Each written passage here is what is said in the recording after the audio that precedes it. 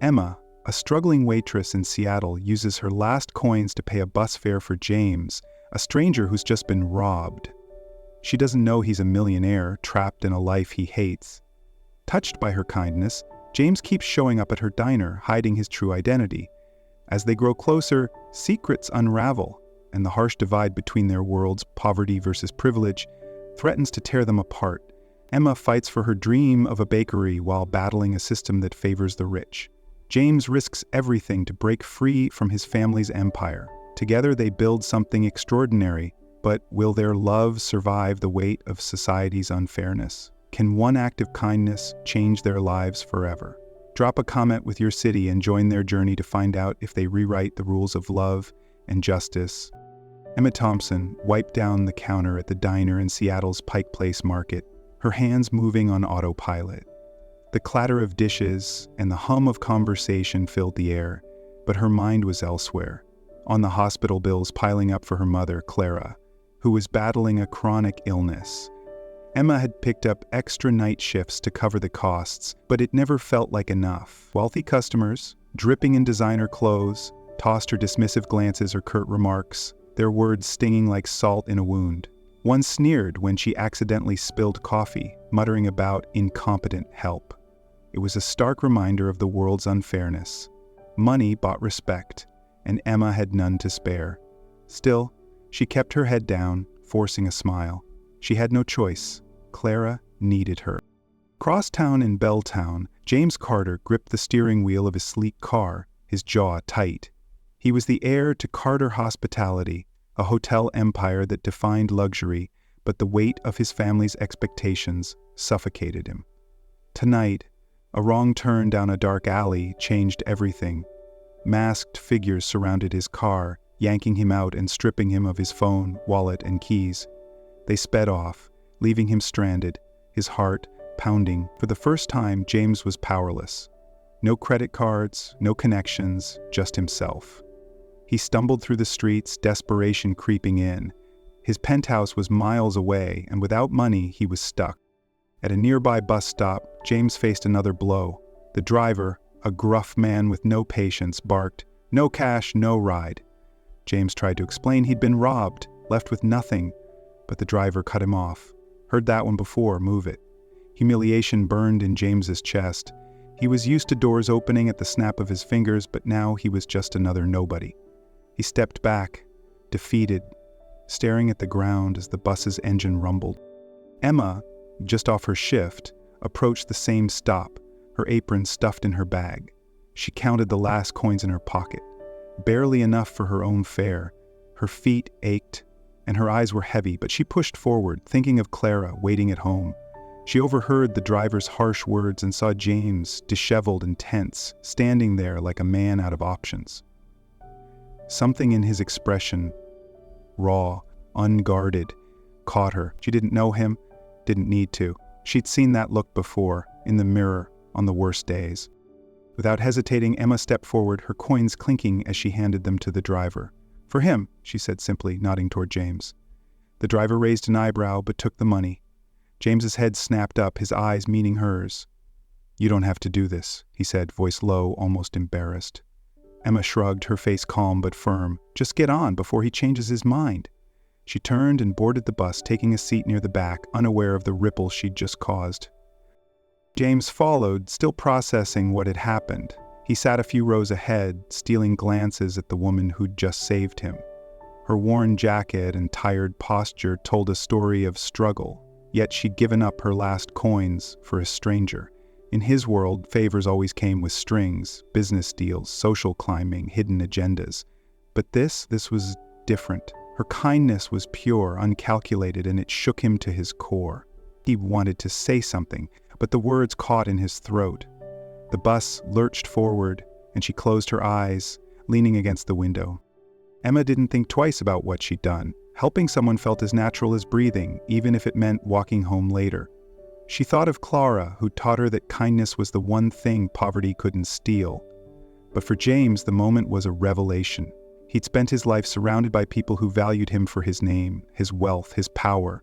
This woman didn't even know his name. Yet she'd given him something no one else ever had: genuine compassion. As the bus rolled through Seattle, James's mind raced. He needed to find her again, to thank her, to understand why she'd done it. He memorized the diner's logo on her bag, the only clue he had. When Emma's stop came, she slipped off the bus without a word, disappearing into the night. James watched her go, a strange ache in his chest. He didn't know her name, but he knew one thing: he wouldn't forget her. The bus pulled away, and James made a silent vow. He'd track her down, not just to repay her, but to learn something he'd been missing his whole life. James Carter pushed open the door of the Pike Place Market Diner, the bell jingling above him. The smell of fresh coffee hit him, but his eyes went straight to Emma Thompson behind the counter, pouring a cup with steady hands. It had been days since she paid his bus fare, and he hadn't stopped thinking about her. He slid onto a stool, keeping his posture casual. "Black coffee, please," he said, flashing a smile. Emma nodded, barely glancing up, her focus on the rush of morning customers. James didn't mind. He was here to learn more about the woman who'd shaken his world with a handful of coins. He'd come back every day since, always ordering the same thing. At first, Emma was polite but distant, her guard up. James kept it light, asking about the coffee blend or the diner's busiest hours. "You ever get tired of this place?" he asked one morning, watching her wipe down the counter. Emma shrugged, her eyes flickering with a mix of exhaustion and resolve. "It pays the bills."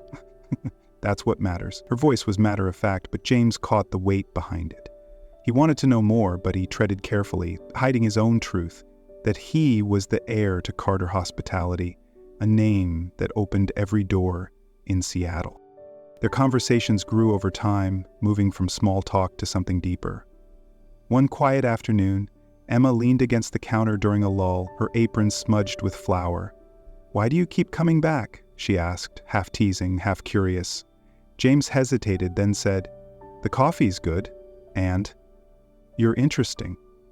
She raised an eyebrow, skeptical, but a faint smile tugged at her lips. He seized the moment. "What's your story, Emma? What keeps you going?" She looked away, her fingers tracing the edge of a mug. "My mom," she said softly. "She's sick. I work double shifts to cover her meds. The hospital bills, they're crushing us." James listened, his chest tightening. Emma went on, her voice steady but laced with pain. "She wanted to be an artist, had all these sketches, so beautiful. But life, it doesn't care about dreams when you're poor. I'm scared I'll end up the same." Her honesty hit James hard. He'd grown up with everything. Private schools, luxury cars, a future handed to him, yet he felt empty. Emma's struggle was a world he'd never touched, and it made his own life seem hollow. He didn't tell her who he was. Instead, he said, "I work in hotels. Just a job, nothing fancy." It was a half-truth, enough to keep her from asking more. He wasn't ready to admit he was James Carter, the man whose family owned half the skyline. He feared it would change how she saw him, and he liked the way she treated him. Like a regular guy, not a walking bank account. But her words about her mother lingered, exposing the unfairness she faced. He'd never noticed how this system favored people like him, how his family's wealth meant access to the best doctors while Emma scraped by. One evening, as Emma locked up the diner, James lingered outside, pretending to check his phone. He saw her slip a bag of leftover bread into her backpack, then walk to a nearby alley. Curious, he followed at a distance. There, Emma handed the bread to a group of homeless people huddled near a shelter, her smile warm as she chatted with them. One man, his coat tattered, thanked her profusely, clutching the bread like it was gold. Emma waved it off, saying, "See you tomorrow." James stood frozen, a lump in his throat. She had so little, yet gave so much. The sight burned into him. He'd spent his life surrounded by people chasing profit or status, but Emma's kindness was selfless, a quiet rebellion against a world that had dealt her a raw deal. It made him question everything, his wealth, his purpose, his carefully curated life. He felt a pang of shame for never noticing the struggles of people like her, the ones his world overlooked. Emma was more than interesting, she was a force, and he needed to know her better. As he walked away, James made a decision. He'd keep coming back, not just for coffee, but for the chance to understand her strength. He wanted to be part of her world, even if it meant facing truths he'd ignored for too long. What was it about Emma that made him want to be better? Emma Thompson was wiping down tables at the Pike Place Market diner when the small TV mounted on the wall flickered to a local news segment. She barely paid attention until a familiar face appeared. James, the guy who'd been showing up for coffee every day. The anchor's voice cut through the diner's noise.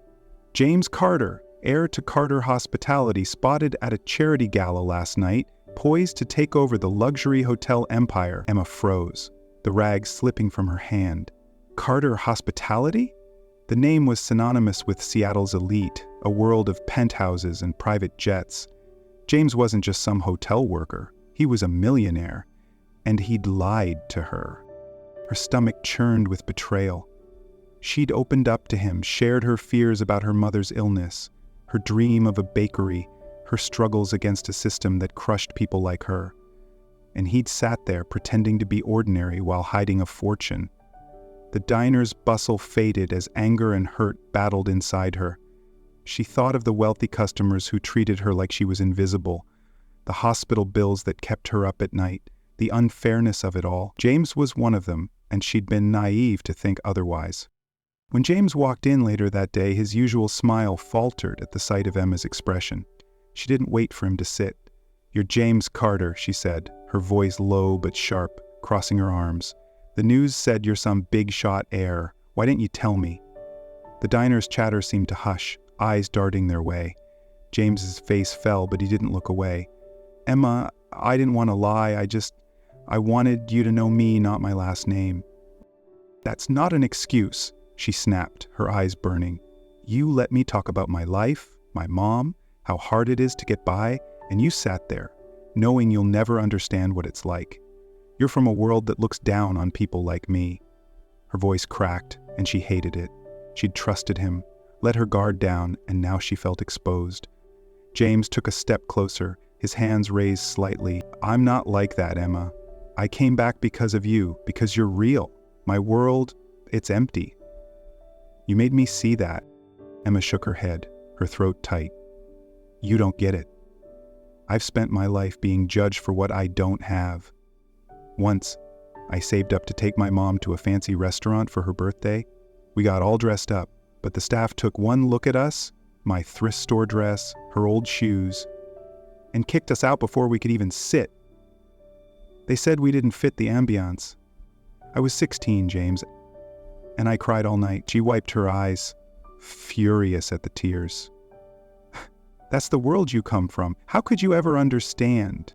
James' face crumpled, guilt washing over him. "I didn't know," he said softly. "I swear, I never wanted to hurt you. I hid who I was because I thought you'd treat me differently if you knew." Emma's laugh was bitter. "And you thought lying was better? I don't even know who you are." The words hit James like a punch. He wanted to tell her she'd changed him, that her kindness had cracked open something inside him, but the pain in her eyes stopped him. He'd been selfish, assuming he could slip into her world without consequences. "I'm sorry," he said, his voice barely above a whisper. "I'll go, but please, don't think I was playing you. What I feel, it's real." He hesitated, then turned and left, the bell jingling behind him. Emma stood there, her chest heaving, torn between anger and a nagging ache. She'd liked him, maybe more than she'd admitted, and that made the betrayal cut deeper. Around her, the diner hummed back to life, but she felt alone, trapped in a system that favored people like James, while she fought for scraps. James walked the streets of Seattle, Emma's words echoing in his head. He'd hurt her, not with malice, but with ignorance. Her story about the restaurant burned in his mind, a stark reminder of the privilege he'd taken for granted. He saw now how his silence had widened the gap between them, how his world had built walls that kept people like Emma out. For the first time, he questioned not just his place in that world, but whether he could change it. For her, for himself. He needed to prove he wasn't the man she thought he was, but how? Emma returned to work, her movements mechanical, her heart heavy. She wanted to believe James, but trust was a luxury she couldn't afford. Should she give him a chance? Or was he just another reminder of a world that would never let her win?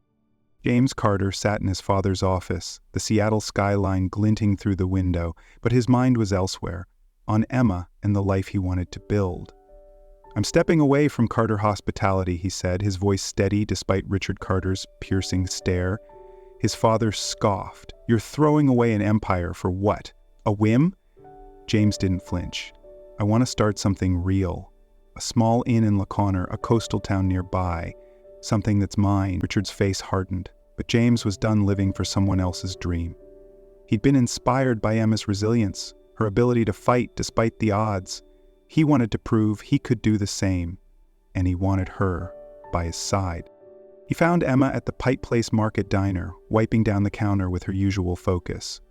"I have an idea," he said, leaning forward. "I'm opening an inn in LaConner, small, nothing like my family's hotels. I want you to run a bakery there, your own place." Emma's hands stilled, her eyes narrowing. "You're serious?" she asked, skepticism lacing her voice. She wanted to believe him, but the gap between their worlds loomed large. His wealth, her struggle, the lies he'd told. "It's a big risk," she said. "I can't afford to fail." James met her gaze. "You won't. I'll back you, but it's your vision. We do this as equals." His sincerity chipped away at her doubts. After a long pause, she nodded. "Okay, let's try." They dove into the project, sketching plans for the inn and bakery in a rented office in LaConner. The coastal town's quiet charm felt like a fresh start, but challenges piled up fast. Construction costs soared beyond their budget, eating into James's personal savings. Richard, furious at his son's decision, called daily, his voice dripping with disdain. "You're wasting your potential on a pipe dream," he said, threatening to cut James off entirely. The pressure weighed on James, but he hid it from Emma, not wanting to add to her worries. Emma had her own battles. One evening, as she locked up the diner, a familiar voice stopped her cold. "Still chasing that bakery fantasy, huh?" Michael, her ex-boyfriend, leaned against a lamppost, his smirk cutting deep. He'd always belittled her dreams, calling them childish, and now he was back, stirring old insecurities.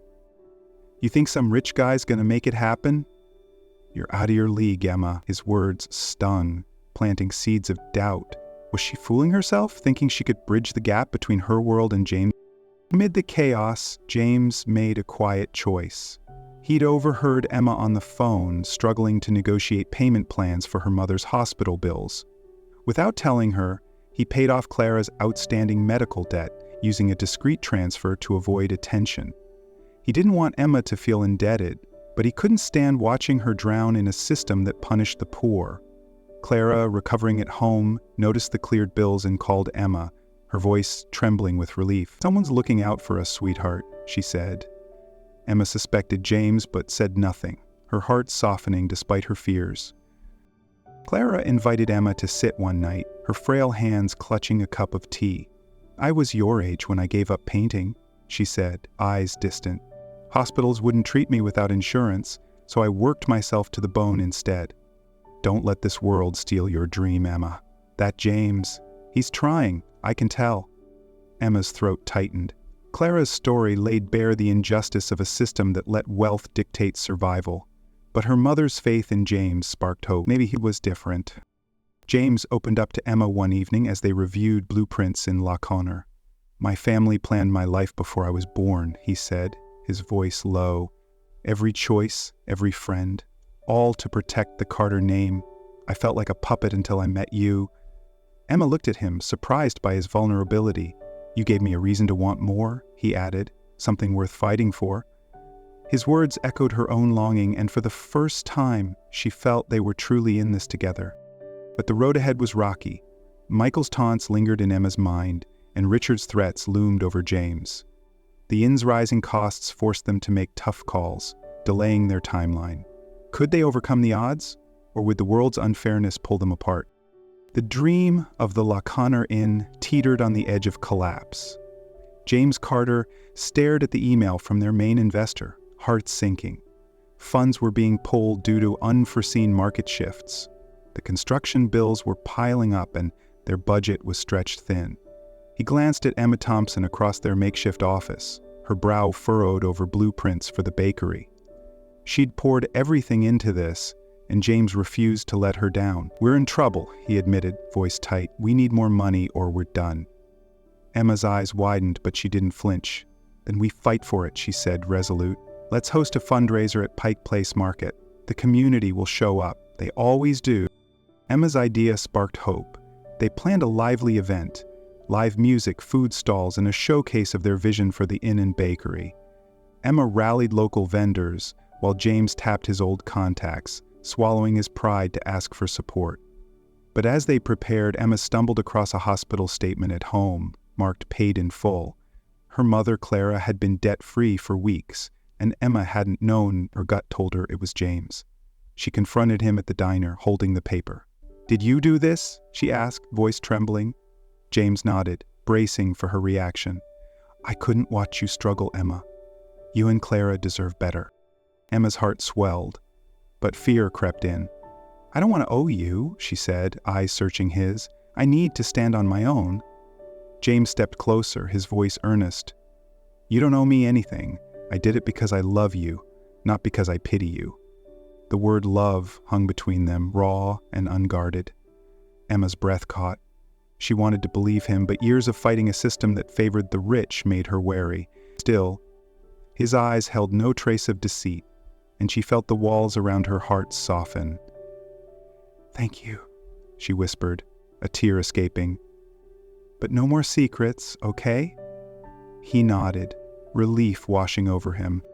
The fundraiser at Pike Place Market buzzed with energy. Locals filled the square, drawn by the promise of music and Emma's homemade pastries. James worked the crowd, charming donors, while Emma served coffee, her smile masking her nerves. Then, a group approached the stall, homeless folks she'd given bread to over the years. One, an older man named Sam, held out a small bundle of wildflowers picked from a nearby park. "For you," he said, his weathered face beaming. "You've always looked out for us."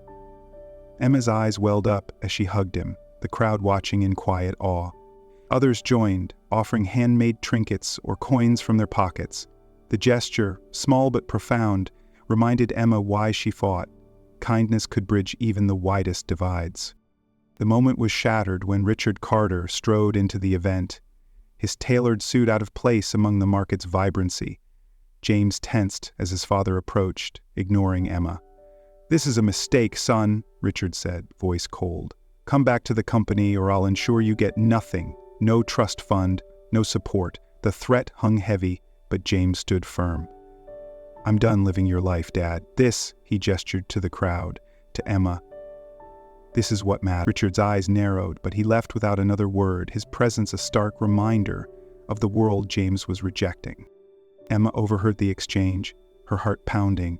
Later, as they cleaned up, she pulled James aside. "You turned him down? For this?" she asked, voice soft. James took her hand, his grip steady. "For us. You gave me the courage to fight for something real, Emma. I've never had that before." His words struck deep, and Emma realized how much he'd changed. She'd been his anchor, just as he'd become hers. The fundraiser raised enough to keep the project alive, but more than that, it showed them the power of community, a force stronger than any bank account.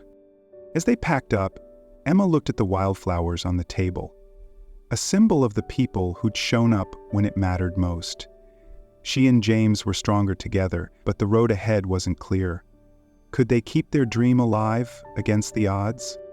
The Laconer Inn and Bakery opened its doors to a crowd of locals and tourists, the air filled with the scent of Emma Thompson's freshly baked bread. The cozy inn with its warm wooden beams and the bakery, lined with glass cases of pastries, stood as proof of what grit and heart could achieve. Emma, once a diner waitress scraping by, now greeted customers with a quiet pride. Her story spread through the community, inspiring other workers who saw her as one of their own, a symbol that dreams could survive the weight of an unfair world. James Carter, no longer the polished heir, worked alongside her, his sleeves rolled up, a genuine smile replacing the guarded one he'd worn for years. But as the business thrived, Emma and James faced a choice. Their bond had deepened through every trial, financial struggles, family pressures, and their own doubts. Yet instead of rushing to a wedding, they paused. One evening over coffee in the empty bakery, Emma spoke first. "I love you, James, but I don't need a ring to prove it. There's so much wrong out there. People like my mom, like me, who get left behind. What if we did more?" James nodded, his eyes bright with the same fire. "Let's build something bigger than us," he said. They decided to start a nonprofit in Seattle, aimed at helping the poor access healthcare and education, a direct challenge to the injustices they'd both seen. Their first step was a free community night at the bakery. Emma invited the homeless folks she'd shared bread with, along with low-gauge workers from Pike Place Market. The tables overflowed with pies, muffins, and laughter. James, apron tied on, served plates with a humility that felt foreign to his old life. Sam, the man who'd given Emma wildflowers, raised a glass of cider.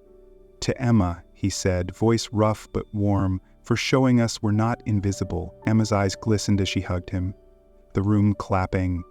The night wasn't just about food, it was a promise that no one would be forgotten. Later, Clara, Emma's mother, sent a letter, her handwriting shaky but clear. "You've lived with the kindness I tried to teach you," she wrote, "even when the world wasn't kind back. I'm proud you're fighting for others, not just yourself." Emma read it aloud to James, tears falling. Clara's words captured the unfairness she'd endured, hospitals turning her away, dreams buried under poverty, but also the hope Emma carried forward. James listened, his heart full. "I used to think meaning came from wealth," he said softly, "but you showed me it's in helping people, like you always have." The nonprofit took shape, with Emma and James pooling their profits and rallying local support. They partnered with shelters, clinics, and schools, offering free medical checkups and scholarships for kids from struggling families. It wasn't easy. Bureaucracy and funding gaps tested their resolve. But every small win, like a mother getting treatment or a teenager staying in school, fueled them. Their love grew not in grand gestures, but in shared purpose, in late nights planning outreach, and early mornings meeting with volunteers. One evening, they stood on a Laconar beach, the Puget Sound stretching before them, its waves a steady rhythm. Emma tucked her hands into her jacket, her voice firm. "We're not done, you know. There's so much more to fix." James took her hand, his grip warm. "We'll keep going, together, for everyone who's been counted out." They didn't need vows or a ceremony. Their commitment was in their actions, in the lives they aimed to change. The horizon felt endless, not with romance alone, but with the possibility of a fairer world. Their story didn't end with a neat bow, but with a challenge to keep fighting, to lift others up. Emma and James proved that love could be more than a personal bond. It could spark a movement. As they walked back to the inn, the lights of Laconar glowed behind them, a reminder of what they'd built and what lay ahead. What injustices have you seen, and how would you change them? Type HOPE in the comments if this story inspired you, and share your thoughts on making the world fairer.